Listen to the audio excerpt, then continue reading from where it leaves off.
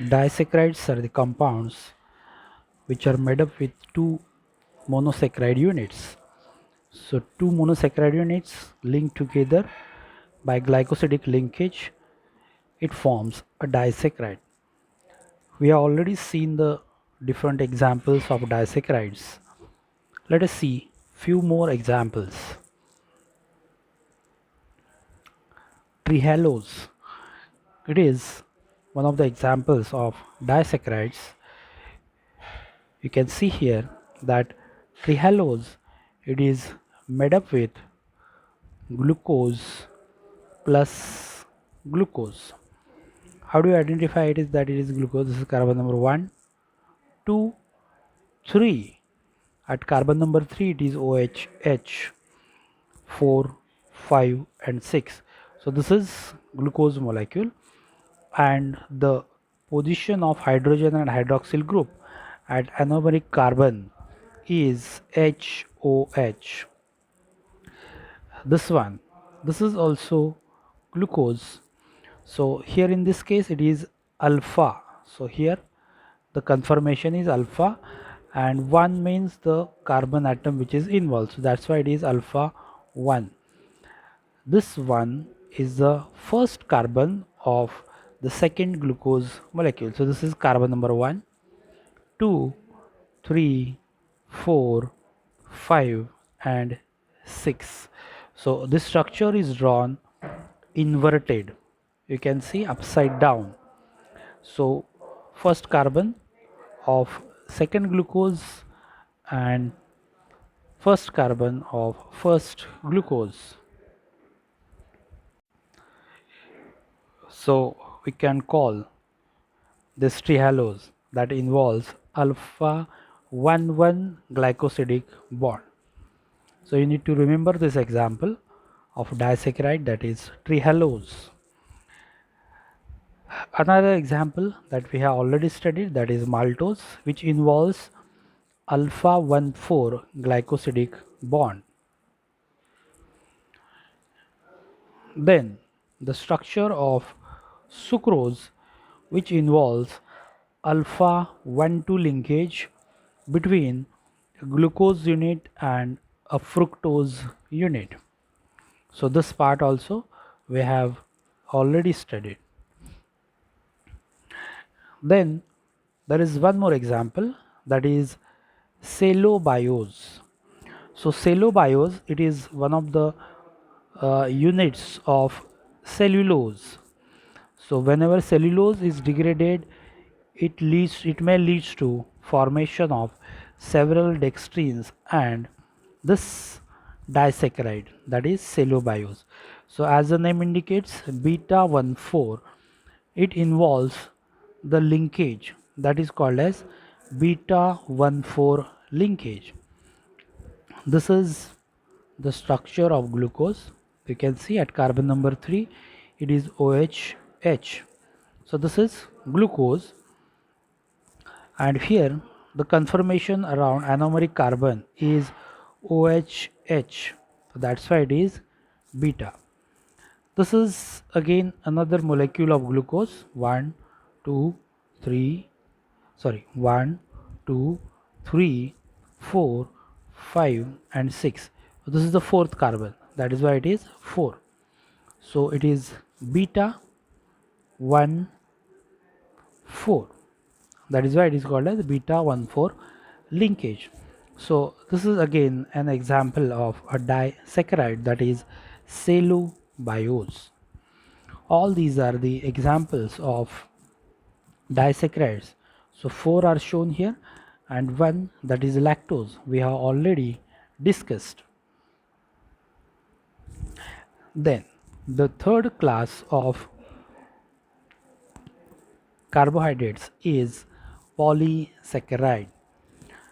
Now between this category of disaccharide and polysaccharide, there is one more category, that is which involves short chains of monosaccharides, which are called as oligosaccharides. These oligosaccharides have monomeric units, monosaccharides more than 3, and up to 10 monosaccharide units. So if a chain of monosaccharide which is approximately 3 to 10 monosaccharide units long, then it is called as oligosaccharide.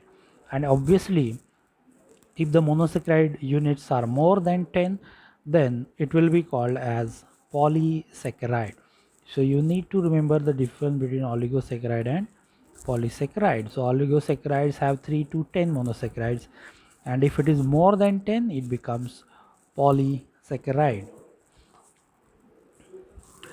This is the example. This figure shows the difference between a disaccharide and trisaccharide. Like here you can see the structure of sucrose. Sucrose is a disaccharide which is made up with glucose plus fructose. That example we have already studied.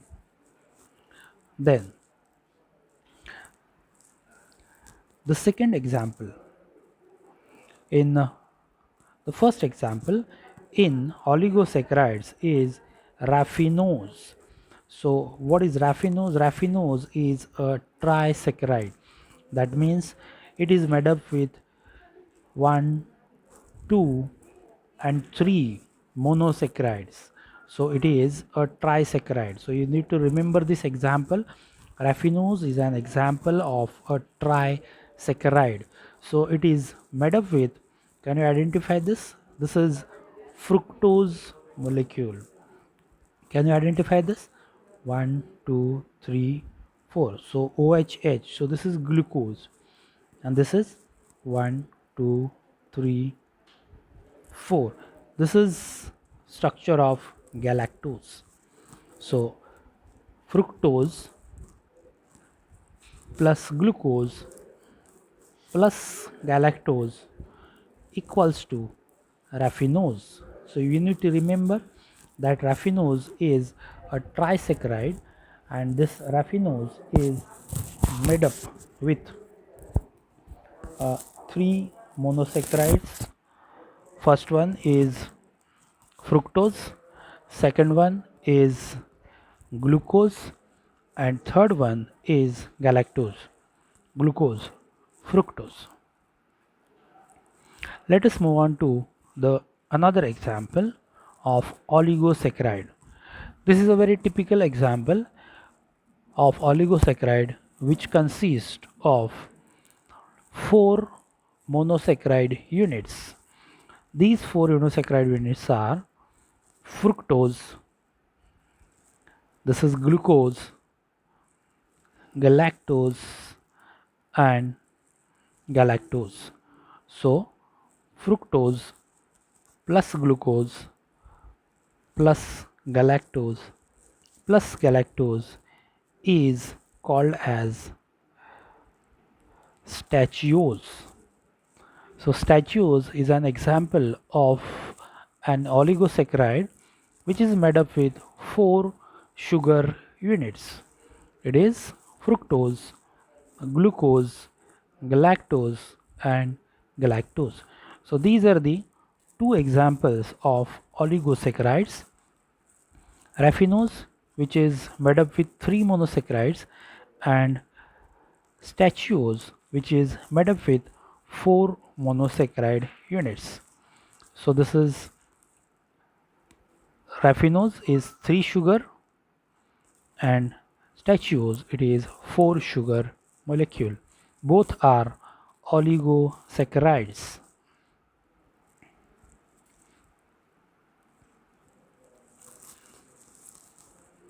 Then polysaccharides. So if more than 10 monosaccharide units are linked together, that when it will be called as a polysaccharide.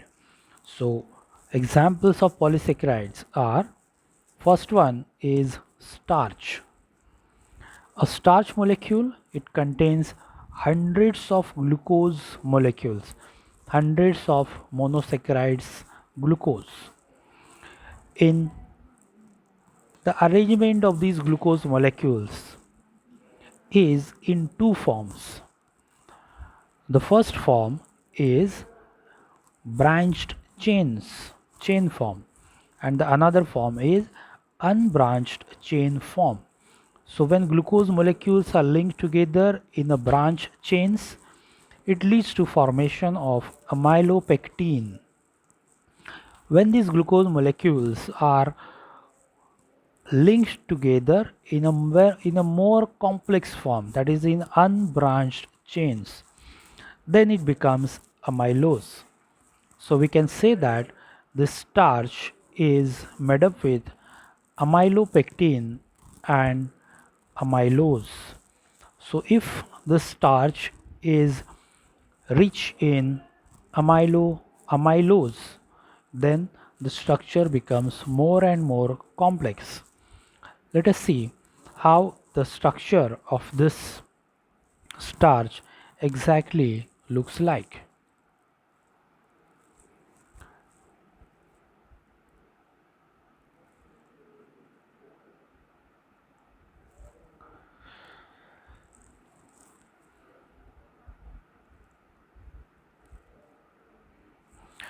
This is the structure of amylose. You can see that it is a chain of these circles are glucose units, glucose units. So it is a slightly coiled chain of glucose units. So you can see that it is in a chain form.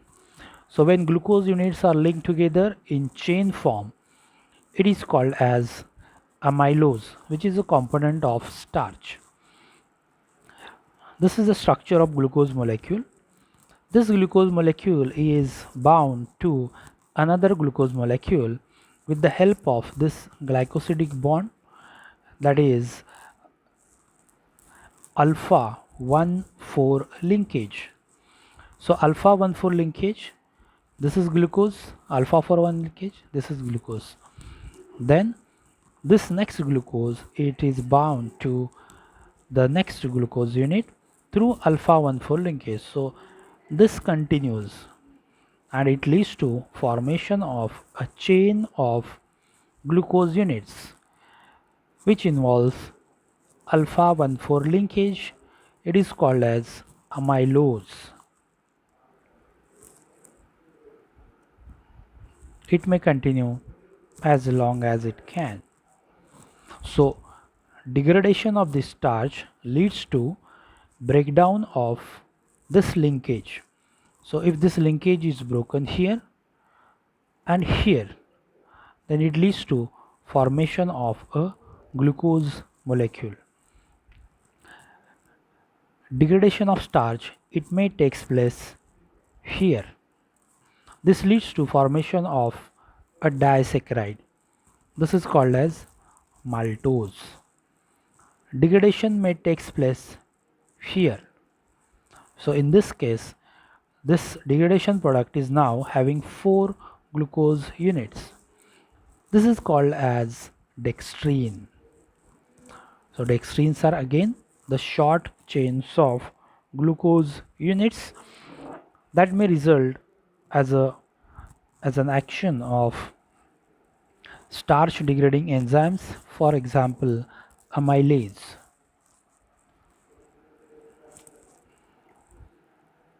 Then this is another form which is called as amylopectin. So amylopectin, you can compare the structure with amylose. It is a straight chain where monosaccharides are linked together, whereas you can note here the complexity of this structure. So you can see this is a chain of glucose and it is cross linked to another chain of glucose. This is further cross linked to another chain. This is further cross linked to another chain. So this cross linkage, it is a typical characteristic of this amylopectin form. So amylopectin involves cross linkages along with alpha 1,4 linkage. It has cross linkage which is formed due to beta 1,6 linkage. You can see here the beta 1,6 linkage. This is a chain of glucose, and at its first carbon it is bound to the sixth carbon of next glucose molecule. This is beta 1 6. This is carbon number 1. This is carbon number 6. This is in beta conformation, and that's why it is called as beta 1 6 linkage. So this cross linkages here, this cross linkages here, here, here, here, here, here, here, here, and so on and so forth. So all these cross linkages are formed due to this beta 1 6 glycosidic bond. So this is one chain of glucose, this is another chain of glucose, and both the chains are linked together through this beta 1 6 glycosidic bond. That is the structure of amylopectin. So you can clearly note the difference between amylose and amylopectin, which is visible in this structure.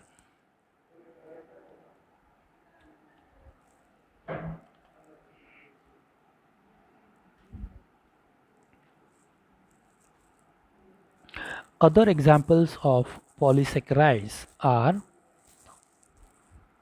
glycogen. Glycogen, again, it is a polymer which is made up with glucose units, and its complexity is similar to the complexity of amylopectin. That means it has alpha 1,4 linkages which forms linear chains of glucose, and it also has beta 1 6 linkages that forms amylopectin. So the structure of glycogen is similar to the structure of amylopectin. Glycogen, it is found in animal cells, and it is one of the way of storage of energy in the form of carbohydrates. So glycogen is a storage polysaccharide in case of animal cells. Then example of polysaccharide which is present in plant cells, it is cellulose. It is one of the important component of plant cell wall. So this is also a type of storage polysaccharide and a structural polysaccharide.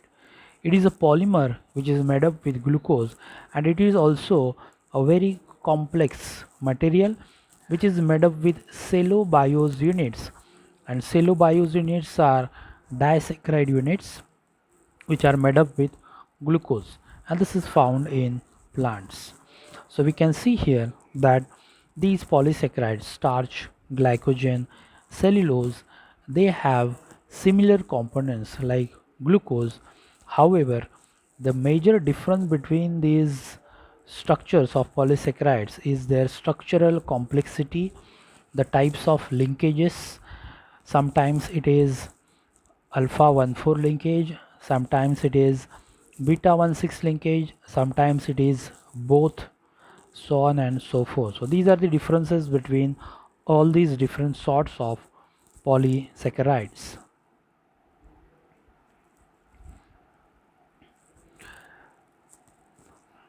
In general, these polysaccharides may be of two types. Polysaccharides which are made up with same type of monosaccharide, they are called as homopolysaccharides, whereas polysaccharides which are made up with different types of monosaccharide units, they are called as hetero.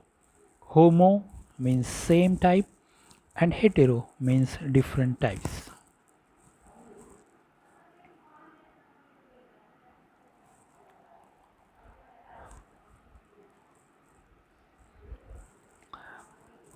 The examples of homopolysaccharide are cellulose, glycogen, starch.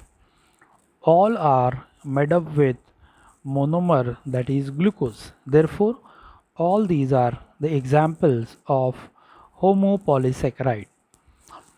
Heteropolysaccharide. The examples of heteropolysaccharide are hyaluronic acid and heparin. Hyaluronic acid, it is a polymer which consists of glucuronic acid, which is a monomer, and N-acetyl glucosamine. So N-acetyl glucosamine, which is an amino sugar, and this glucuronic acid. So these are the principal components of hyaluronic acid. And another example is heparin.